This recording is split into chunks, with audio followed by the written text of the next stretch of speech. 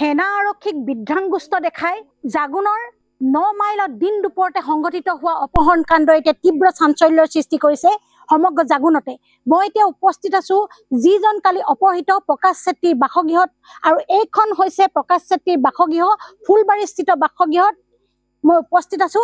তেওঁলোকৰ মনৰ খবৰ আমি জানিবলৈ আহিছো, যিহেতু প্ৰকাশ চেত্ৰী কৃষ্ণ চেত্ৰী নামৰ যিজন তিনিচুকীয়াৰ জাগুনৰ যিজন ব্যৱসায়ী, সেই ব্যৱসায়ীজনৰ কেঁচাৰ মিলৰ পৰাই তেওঁ ভতিজাক প্ৰকাশ চেত্ৰীক কালি অস্ত্ৰধাৰী এক দলে অপহৰণ কৰি লৈ যোৱাৰ পিছত এই পৰ্যন্তলৈকে সন্ধান উলিওৱাত ব্যৰ্থ হৈ আছে। আৰু এই প্ৰকাশ চেত্ৰীৰ যি ফুলবাৰীস্থিত বাসগৃহত মই উপস্থিত আছো, আমাৰ সৈতে আছে তেওঁৰ পত্নীৰ পৰা জানিব বিচাৰিম কিবা সন্ধান পাইছেনে এতিয়ালৈকে? নাই, এতিয়ালৈকে একো সন্ধান পোৱা নাই। ক'ত গৈছে, কোনে নিছে, যদি নিছে আপোনালোকে পৰেশ বৰুৱা ডাঙৰ হিচাপ, তেনেহ'লে মোৰ স্বামীটো ঘূৰাই দিয়ক। মোৰ ঘৰৰ আৰ্থিক অৱস্থা বহুত বেয়া। মোৰ শাহুমা চুগাৰৰ পেচেণ্ট, ডায়েবেটিছ পেচেণ্ট। যদি তেওঁ সময়মতে দৰৱ পাতি নাপায় তেনেহ'লে তেওঁ বিচনাত পৰিবলগীয়া হয়, আৰু মই চিজাৰিং কৰা, মোৰ দৰৱ পাতি শেষ হ'ব লৈছে। এতিয়া আমাক কোনে আনি দিব? আচলতে তেওঁলোকে মৰ্মাহত হৈ পৰিছে, আৱেগিক হৈ পৰিছে, মাতি আছে আমাৰ সৈতে। কি ক'ব, ল'ৰাৰ কিবা গম পাইছে? একো আজিলৈকে এতিয়া খোৱাৰ খবৰ একো নাই। পৰেশ ডাঙৰী বাবা, আপোনাক মই ভগৱানে মানিছোঁ। আজি মোৰ ল'ৰাটো সোনকালে পঠাব চেষ্টা কৰিব। মোক একেদিনতে লাগিব। এতিয়া দিন হাজিৰা কৰি খোৱা মানুহ হয়, মোৰ ল'ৰাটো লাগিব। ময়ো বেমাৰী আছোঁ, এতিয়া দিন হাজিৰা কৰিব নপঠালেও নহয়, পঠাবই লাগিব, নহ'লে আমি কি খাম? মইতো কাম কৰিব নোৱাৰোঁ আৰু কি কৰিম? আমাৰ সৈতে পিতৃ আছে, আমি পিতৃৰ ওচৰলৈ যাব বিচাৰিম। কি ক'ব, কি আহ্বান জনাব? হয়, এই এক্সিডেণ্ট হোৱা দৰৱ পাতিও খাওক, এতিয়া আছে এনেকুৱাই পৰি।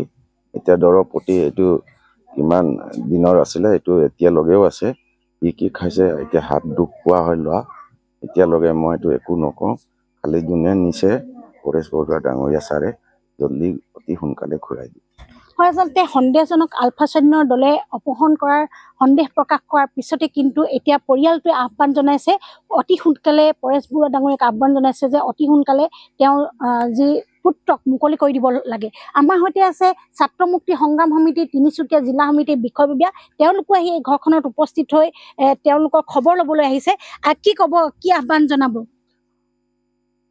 পোনপ্ৰথমে আমি যি সশস্ত্ৰ সংগ্ৰামী দলে প্ৰকাশ চেত্ৰী ভাইটিক অপহৰণ কৰিছে, তেখেতলোকৰ এটাই কাটৰ অনুৰোধ, অতি শীঘ্ৰে তেখেতক ঘূৰাই দিয়াৰ ব্যৱস্থা কৰিব লাগে। যিহেতু আমি দেখিছোঁ ইতিমধ্যে যে ঘৰৰ অৱস্থা একেবাৰে শোচনীয়।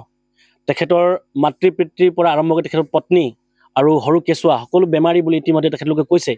আৰু ইয়াৰ পৰা আমি দেখিব পাইছোঁ যে এনে এক শোচনীয় অৱস্থাৰ থকা ল'ৰা এটাক যিটো সশস্ত্ৰ সংগ্ৰামী দলে কিডনেপ কৰিছে বা অপহৰণ কৰিছে, তেখেতলোকে অতি শীঘ্ৰে ঘূৰাই দিয়াৰ ব্যৱস্থা কৰিব লাগে। এতিয়া ইতিমধ্যে বহুতৰ মুখামুখি শুনিও পাইছোঁ যে আলফা স্বাধীনে অপহৰণ কৰিছে বুলি। যদি আলফা স্বাধীনে অপহৰণ কৰিছে তেনেহ'লে কিন্তু আমাৰ পৰেশ বৰুৱা ডাঙৰলৈ আমাৰ কাটৰ অনুৰোধ, তেখেতে অসমত বসবাস কৰি থকা নিৰীহ জনতাৰ ওপৰত তেখেতলোকে আজিলৈকে কেতিয়াও অত্যাচাৰ কৰা নাই। তেখেতলোকে খাটি খোৱা ল'ৰা কেতিয়াও তেখেতলোকে আজিলৈকে অত্যাচাৰ কৰা নাই। আৰু ছাত্ৰ মুক্তি সংগ্ৰাম সমিতি হৈ এটাই স্পষ্ট আৰু কাটৰ অনুৰোধ যে তেখেতলোকে অতি শীঘ্ৰে আমাৰ এখেতক ঘূৰাই দিয়াৰ ব্যৱস্থা গ্ৰহণ কৰিব লাগে। আৰু যি বিভিন্ন সময়ত আমি দেখিছোঁ পুলিচ প্ৰশাসনে কৈ আহিছে যে আমি বিভিন্ন মিছনসমূহ চলাই আছোঁ, সেনা আৰক্ষীয়ে কৈ আহিছে যে বিভিন্ন তদাৰক আমি চলাই আছোঁ, কিন্তু দেখিছোঁ যে দিন দুপৰ ৰাতিপুৱা 10টা বজাত একদম ৰাস্তাৰ কাষতে আহি তেখেতলোক কিডনেপ কৰি লৈ গৈছে। ইয়াৰ পৰা এটা কথা স্পষ্ট হৈ পৰিছে যে তিৰাদনবাসী ৰাইজে যি নিৰাপত্তাহীনতা ভোগ কৰিছে, এই কথাই কিন্তু এয়া প্ৰমাণিত হৈছে যে তেখেতলোক বিফল। আজিৰ পৰা প্ৰায় এই 24 চনৰ ভিতৰতে প্ৰায় এই অঞ্চলত প্ৰায় 9টাকৈ অপহৰণ কাণ্ড সংঘটিত হৈছে। তাৰ পাছতো কিন্তু তেখেতলোক কিয় বিহিত ব্যৱস্থা গ্ৰহণ কৰিব পৰা নাই, ইয়াৰ আমি প্ৰশ্ন উত্থাপন কৰিছোঁ। আমি ইতিমধ্যে ঘৰৰ মানুহে কৈছে যেতিয়া অপহৰণ কাণ্ড হৈ গৈছিল, তাৰপাছত কোনোবাই বোলে পুলিচ ষ্টেচনত 5 বাৰকৈ ফোন কৰিছে, তথাপি তেখেতলোকে ফোন ৰিচিভ কৰা নাই। 6 বাৰ ফোন মাৰ পাছত তেখেতলোকে ফোনটো ৰিচিভ কৰিছে বুলি ইতিমধ্যে প্ৰকাশ চেত্ৰীৰ পত্নীয়ে আমাক জনাইছে। ইয়াৰ পৰা এটা কথা স্পষ্ট হৈ পৰিছে যে পুলিচ প্ৰশাসনে আগতকৈ আৰু অলপ কঠোৰ হ'ব লাগে, আৰু তেখেতলোকে কাম কৰিব লাগে, আৰু তেখেতলোকৰ ইণ্টেলিজেঞ্চসমূহ ব্যৱহাৰ কৰিব। তাৰ পাছতে এই অঞ্চলৰ লোকসকলে চাগে নিৰাপত্তাহীনতা যি ভোগ কৰা নাই সেইটো ভোগ কৰিব। আৰু এটাই কাটৰ অনুৰোধ মুখ্যমন্ত্ৰী ডাঙৰীয়ালৈ যে তেখেতেও এই ক্ষেত্ৰত ব্যৱস্থা গ্ৰহণ কৰক, আৰু এই যি সৰু ভাইটি প্ৰকাশ চেত্ৰীক ঘূৰাই দিবৰ কাৰণে ব্যৱস্থা গ্ৰহণ কৰে সেই ব্যৱস্থা গ্ৰহণ কৰক।